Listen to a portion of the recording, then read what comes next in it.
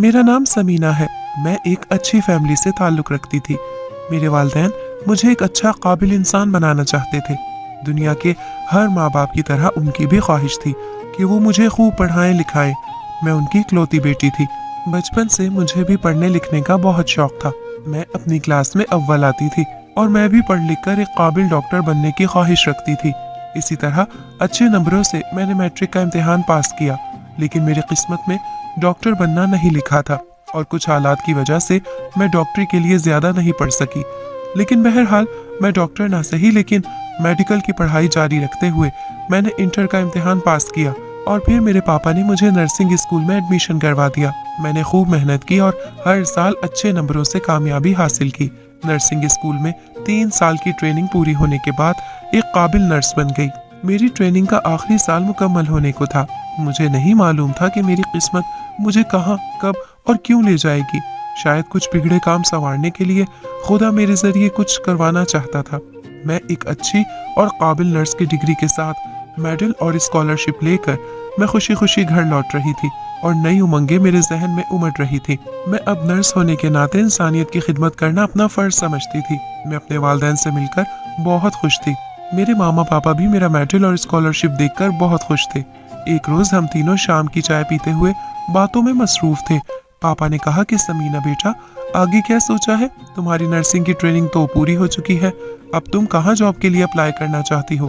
क्या मुस्तकबिल प्लानिंग है तुम्हारी? मैंने कहा पापा, मैं सिर्फ एक नर्स नहीं बल्कि इंसानियत की मदद के लिए भी अपनी खिदमत को सरअंजाम देना चाहती हूँ।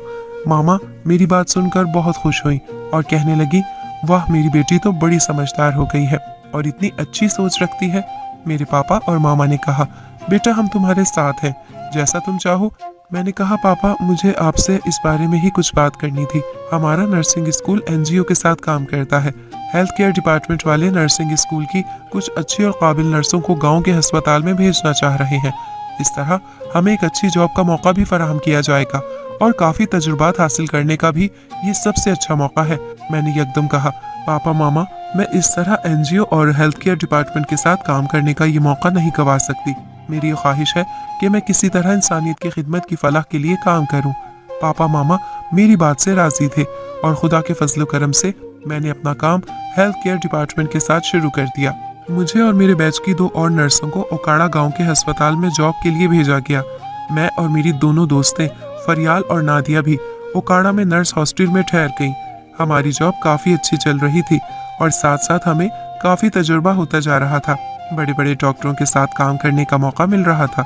हम इस अस्पताल में नए थे, हमें यहाँ के उसूल व कवायद अच्छे से अभी मालूम नहीं थे।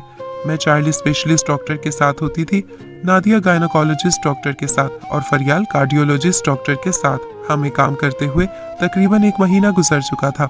हमारा हॉस्टल अस्पताल के बराबर में ही था। हम तीनों सुबह से शाम, तो कभी शाम से सुबह की शिफ्टों में ड्यूटी देते थे।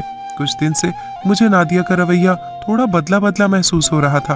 एक रोज वो डरी और सहमी नजर आ रही थी। मैं जब अस्पताल से नाइट शिफ्ट करके हॉस्टल लौटी तो नादिया बिस्तर पर लेटी आराम कर रही थी। वो शायद अब तक सो रही थी। मैंने हाथ से उसको हिलाते हुए कहा, नादिया उठी नहीं अब तक? तुम्हें अस्पताल नहीं जाना क्या? वो एकदम डर गई। नहीं, मेरी तबीयत ठीक नहीं है, मैं आज छुट्टी का सोच रही हूँ। मैंने कहा, क्या हुआ तबीयत अचानक, सब खैर तो है? वो कहने लगी, अरे नहीं यार, बस थोड़ी थकन सी महसूस हो रही है, मैं आराम करूंगी तो ठीक हो जाऊंगी। मुझे अचानक इतनी देर में अस्पताल से कॉल आ गई। एक इमरजेंसी की वजह से मुझे उसी वक्त अस्पताल वापस ड्यूटी पर जाना पड़ा। मैं ड्यूटी से लंच ब्रेक के दौरान फरियाल के साथ कैंटीन में बैठी थी। हम दोनों लंच कर रहे थे। फरियाल कहने लगी, यार समीना, नादिया की तबीयत को क्या हुआ? वो आज नहीं आई। मैंने कहा, यार हाँ, वो कह रही थी कि थोड़ी बहुत थकान है, लेकिन मुझे उसका रवैया काफ़ी दिनों से कुछ अजीब सा महसूस हो रहा है। फरियाल ने कहा, यार हो सकता है तुम्हारा वहम हो, मुझे तो नहीं लगा ऐसा कुछ है। फरियाल मायूस होकर कहने लगी, समीना एक बात कहूँ, यार कुछ दिन से गायनी वार्ड में औरतों को बहुत मायूस देख रही हूँ। मैंने कहा, मतलब? वो कहने लगी, यार डॉक्टर दानिया बहुत अच्छी गायनोकोलॉजिस्ट है, लेकिन मुझे लगातार 3 केस ऐसे हुए कि बच्चे मरे हुए पैदा हुए। ये सब देखकर मेरा दिल बहुत मायूस हो जाता है। कितनी माएँ खाली गोद लेकर घर वापस लौट जाती हैं। मैंने भी मायूसी से कहा, हाँ यार, हो सकता है ये सब देखकर ही नादिया का दिल परेशान हो जाता हो। वो डॉक्टर दानिया के साथ ही लेबर रूम में होती है। शायद ये वजह हो उसके बदलते हुए रवैये की। बहरहाल हम लोग लंच से फारिग होकर अपने अपने वार्ड की तरफ चले गए। अचानक मुझे रोने और चीखने की आवाजें मेरे कानों में गूंजने लगी, जो कि शायद लेबर रूम से आ रही थी। मैं फौरन उस तरफ दौड़ी तो एक औरत बाहर स्ट्रेचर पर दर्द से तड़प रही थी। शायद नॉर्मल डिलीवरी की मरीजा थी। उसको अंदर ले जाया गया। मैं अपने वार्ड की तरफ वापस लौट आई। कुछ देर बाद जब मेरे चाइल्ड वार्ड में एक पैदाइशी बच्चे को मशीन में रखा गया तो मैंने देखा डॉक्टर दानिया बहुत घबराई हुई थी। मैंने कहा, क्या हुआ डॉक्टर दानिया, सब ठीक तो है? वो लड़खड़ाती जबान से कहने लगी, तुम फौरन इस बच्चे को ट्रीटमेंट दो, लेकिन मुश्किल है, मुझे नहीं लगता ये बच्चा बचेगा। मैंने दिल में सोचा, फरियाल कह रही थी, क्या वाकई ये सब सच है? लेकिन डॉक्टर दानिया का हर केस में ऐसा कैसे? और कुछ देर बाद मालूम हुआ बच्चा एक्सपायर हो गया है। लेकिन मेरे जहन में शायद कुछ और सवालात उठ चुके थे। मैं जब हॉस्टल आई तो नादिया पहले से ठीक लग रही थी। मैंने कहा, नादिया क्या बात है, मुझे ऐसा क्यों लग रहा है, तुम हमसे कुछ छुपा रही हो? लेकिन नादिया बात टालते हुए बोली, नहीं यार, ऐसा कुछ नहीं है।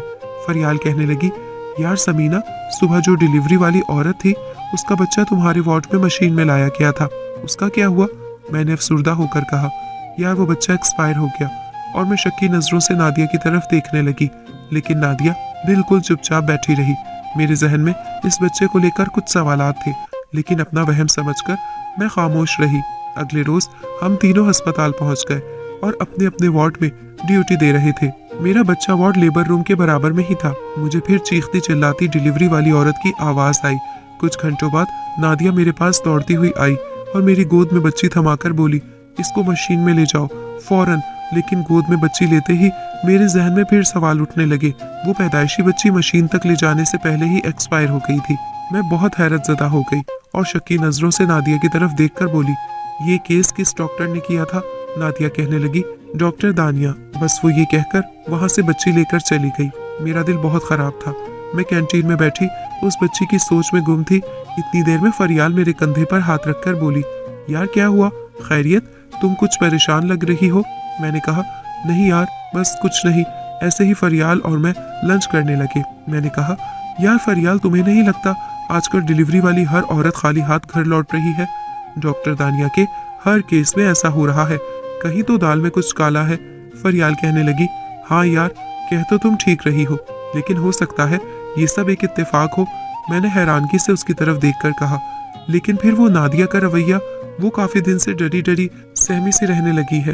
एक रोज मैंने नादिया से कहा कि नादिया, डॉक्टर दानिया के हर केस में हर बच्चा मरा हुआ पैदा हो रहा है, ऐसा क्यों हो रहा है? क्या तुम कुछ जानती हो? वो मेरी बात सुनकर खौफजदा हो गई। नहीं नहीं, ऐसा तो नहीं है समीना, तुम्हें कोई गलत फहमी हो रही है। मैंने दिल में सोचा, नादिया मुझसे साफ झूठ क्यों कह रही है? आखिर ऐसी क्या बात है, मुझे मालूम करना होगा। एक रोज डिलीवरी के लिए एक औरत को अस्पताल में लाया गया।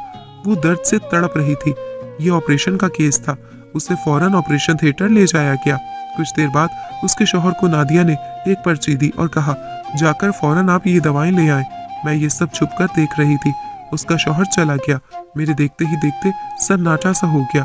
और ये क्या, डॉक्टर दानिया मर्दों के कपड़ों में ऑपरेशन थिएटर की तरफ जाती हुई दिखाई दी। मेरी आंखें मुझे ये सब क्या और क्यों दिखा रही थी, मुझे नहीं मालूम था। आगे क्या कयामत टूट पड़ेगी। अंदर उस औरत का ऑपरेशन चल रहा था। कुछ देर बाद उसका शौहर वहां आ गया तो जैसे ही ऑपरेशन थिएटर की लाइट बंद हुई, डॉक्टर दानिया अंदर से निकली। मुझे अपनी आंखों पर यकीन नहीं आ रहा था। वो तो थिएटर के लिबास में थी और उस औरत के शौहर से कहने लगी, बच्चा काफी कमजोर पैदा हुआ है, आप दुआ करें, हमने उसे मशीन में रख दिया है। औरत का शौहर रोने लगा। क्या मैं अपने बच्चे को देख सकता हूँ? डॉक्टर ने कहा, नहीं, इस रूम में जाने की इजाजत नहीं है, हम आपको इन्फॉर्म करते रहेंगे। मेरे कान ये क्या सुन रहे थे? डॉक्टरनी साहिबा कैसे झूठ बोल सकती है, क्योंकि हमारे बच्चा वार्ड में तो किसी बच्चे को इस वक्त मशीन में नहीं रखा गया। मैं सोच में पड़ गई कि ये सब मेरी आंखों के सामने क्या हो रहा था। मैं फौरन फरियाल के पास गई और जाकर सब बताया। फरियाल भी मेरी बात सुनकर हैरत में पड़ गई। हम दोनों को अब नादिया पर भी शक होने लगा। हम दोनों बहुत परेशान थे। हम लोग हॉस्टल गए तो मैंने नादिया से बहाने से पूछा, नादिया, वो बच्चे का क्या हुआ जो डॉक्टर दानिया ने केस किया था? आज वो मेरी बात सुनकर डर गई और कहने लगी, उसे तो मशीन में रखा था ना। और फिर मुझे नहीं पता क्या हुआ। मैं अस्पताल से आज जल्दी घर आ गई थी। मेरी तबीयत कुछ ठीक नहीं लग रही थी। फरियाल सवालिया लहजे में कहने लगी, आजकल तुम्हारी तबीयत ज्यादा खराब नहीं होने लगी? तुम भी अपना चेकअप करवा लो यार। वो हम दोनों से नजरें चुराने लगी। हाँ हाँ, मैं कल अपना चेकअप करवाने जाऊंगी। बस अगले रोज फिर एक केस था। मैंने फिर छुप कर देखा तो डिलीवरी के लिए एक औरत को फिर लेबर रूम में ले जाया गया और नादिया ने वैसे ही बाहर आकर पर्ची देकर उस औरत के शौहर को दवाई लेने भेज दिया। मुझे अपनी आंखों पर यकीन नहीं आ रहा था कि मर्दों के लिबास में डॉक्टर दानिया फिर लेबर रूम में गई और कुछ देर बाद एक मुर्दा बच्चा उस औरत के शौहर के हाथों में थमा दिया गया कि आई एम सॉरी, बच्चा मरा हुआ पैदा हुआ है। मैं फिर से फरियाल को बुलाने भागी। मेरी सांस फूल रही थी। फरियाल कहने लगी, क्या हुआ समीना, तुम बहुत घबराई हुई लग रही हो। मैंने कहा, फरियाल आज मेरी आंखों ने वही सब देखा, ये सब क्या हो रहा है। फरियाल मेरी कुछ समझ नहीं आ रहा। आखिर ऐसे कैसे डॉक्टर दानिया के हर केस में बच्चा जिंदा नहीं रहता। आखिर दानिया का क्या मकसद है। वो क्यों मर्दों के लिबास में ऑपरेशन थिएटर या लेबर रूम में जाती है और मुर्दा बच्चा माँ बाप की गोद में डालकर आई एम सॉरी कह देती है। यार कोई तो राज है ऐसा, कुछ तो इस अस्पताल में गलत हो रहा है। आखिर ऐसा क्या है जो पूरे अस्पताल के स्टाफ से छुपाया जा रहा है। फरियाल ने कहा, यार मेरी कुछ समझ नहीं आ रहा। नादिया भी डरी डरी सहमी हुई रहती है और हमसे जरूर कुछ छुपा रही है। अब ना हमारे साथ होती है, ना ज्यादा बात करती है और कहीं खोई खोई रहती है और कुछ पूछो तो तबीयत ठीक नहीं कह देती है।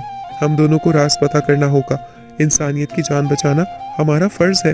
अगले रोज अस्पताल में फरियाल ने भी छुप कर देखा तो डिलीवरी के लिए एक औरत को लेबर रूम में ले जाया गया, जहां फिर नादिया ने दवाई की पर्ची लाकर औरत के शौहर को दी और फरियाल की आंखें भी फटी रह गईं जब उसने पीछे से डॉक्टर दानिया को मर्दों के लिबास में लेबर रूम में जाते हुए देखा। और फिर कुछ देर बाद औरत के शौहर से कहा गया कि आपका बच्चा मशीन में रखा गया है, हालत नासाज है, आप दुआ करें। फरियाल मेरे पास भागती हुई आई, सांस फूल रही थी। वो बहुत घबराई हुई लग रही थी। कहने लगी, समीना समीना। मैंने उसका हाथ पकड़ा। आराम से फरियाल, क्या हुआ, क्यों डरी हुई लग रही हो। वो लड़खड़ाती जबान से कहने लगी, वो कोई बच्चा तुम्हारे वार्ड में मशीन में लाया गया है इस वक्त। मैंने कहा, नहीं यार, अभी तो कोई बच्चा मशीन में नहीं है। फरियाल ने सब बताया कि मैंने भी ऐसा ऐसा डॉक्टर दानिया को मर्दों के लिबास में लेबर रूम में जाता देखा। फिर कुछ देर बाद ये हुआ है। हम दोनों बहुत डरे हुए थे।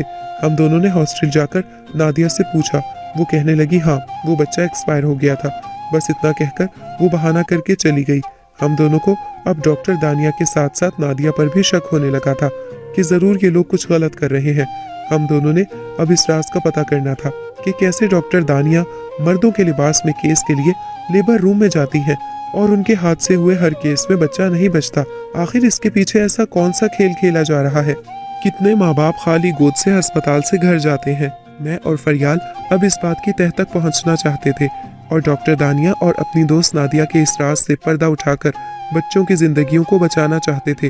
रात भर फरियाल और मैं इसी कश्मकश में घिरे रहे।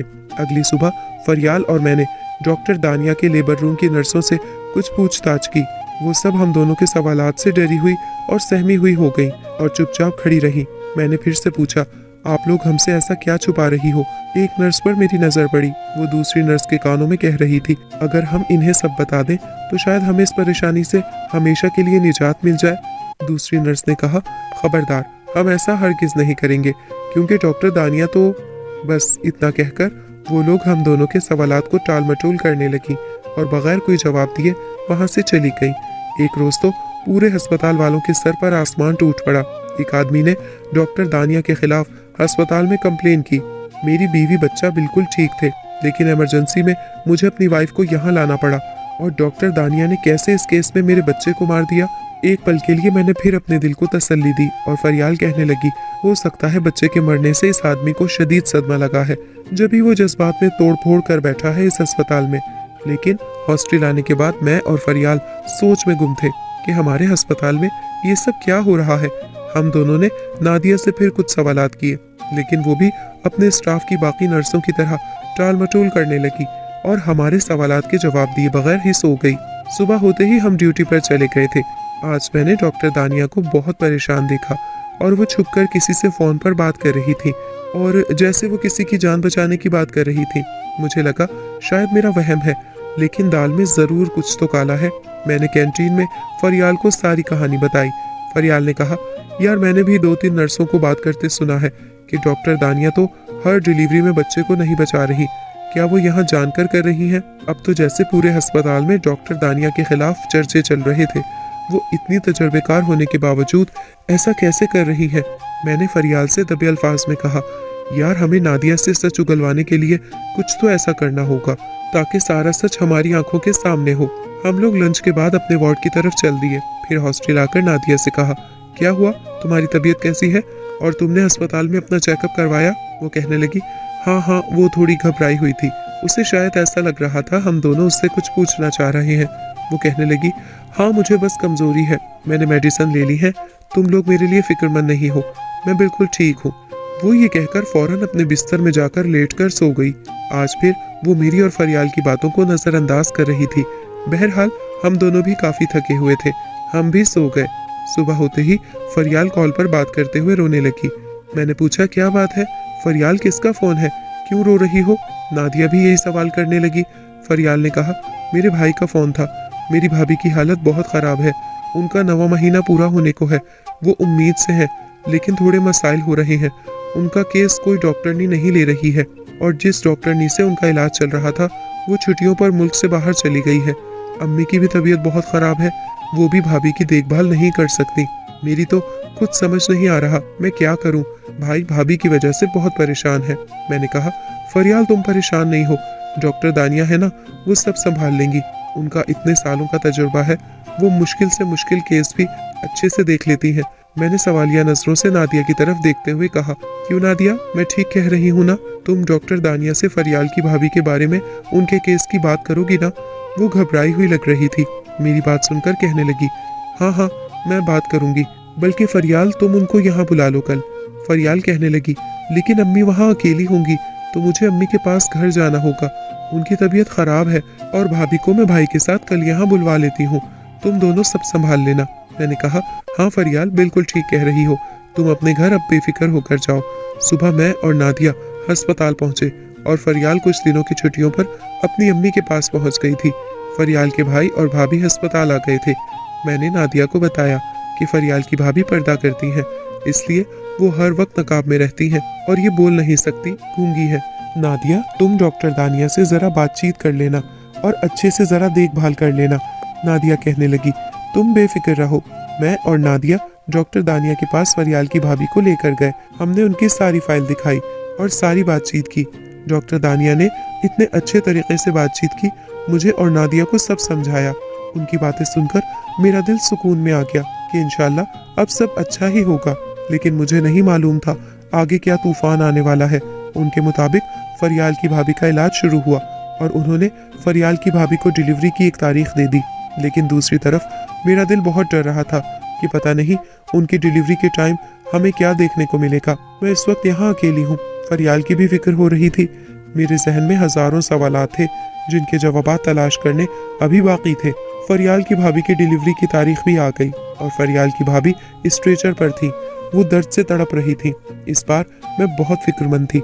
मैं सोच सोच कर डर रही थी कहीं मेरी आंखें फिर वही मंजर ना देख लें। मैं वहां से चली गई और फिर से छुपकर देखने लगी। देखते ही देखते फरियाल की भाभी को लेबर रूम में ले जाया गया। कुछ देर बाद नादिया बाहर आई और फरियाल के भाई को पर्चा दिया कि दवाइयाँ ले आए। वो फौरन दवाएं लेने चले गए। बस ये होते ही मेरा दिल धक से रह गया, मेरी आंखें फटी रह गईं। डॉक्टर दानिया फिर मर्दाना लिबास में लेबर रूम में जाने लगी। मैंने बहुत कोशिश की डॉक्टर दानिया का चेहरा देख सकूं, लेकिन मैं सिर्फ उनको पीछे से देख पाई थी। मेरा दिल जोर जोर से धड़कने लगा। अल्लाह, अब आगे क्या होने वाला है नहीं मालूम। अंदर डॉक्टर दानिया क्यों मर्दाना लिबास में गई? अब ना जाने वो फरियाल की भाभी के साथ क्या क्या करेंगी और अब उनके बच्चे के साथ क्या होने वाला है। काफी देर हो गई थी। मेरा दिल दिमाग अपने में नहीं था। अंदर नादिया भी थी। पता नहीं वो लोग क्या नया खेल खेलने वाले थे। मैंने फरियाल के भाई को इशारा किया। उसने अपना मोबाइल देखा और मेरी तरफ देखकर नहीं में सर हिलाया। मैं बहुत घबरा गई थी। फिर अचानक फरियाल के भाई का मोबाइल बजने लगा। मैं भी फौरन दौड़ने लगी और हमारे साथ साथ अंदर पुलिस भी लेबर रूम में दाखिल हुई।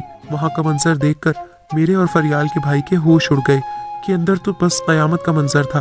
पुलिस ने फौरन उस आदमी की गिरफ्तारी ले ली थी। डॉक्टर दानिया और नादिया बेहोश पड़े थे। मैंने और फरियाल ने मिलकर पूरे स्टाफ के लोगों को होश दिलाया और फिर नादिया से कहा, बताओ ये सब क्या हुआ और ये कब से चल रहा था? नादिया सवालिया नजरों से मुझे और फरियाल को देखने लगी और कहने लगी, फरियाल तुम यहाँ कैसे? और तुम लोग बताओ ये सब क्या हो रहा था? मैंने कहा, हमें शुरू से ही डॉक्टर दानिया और तुम पर शक था।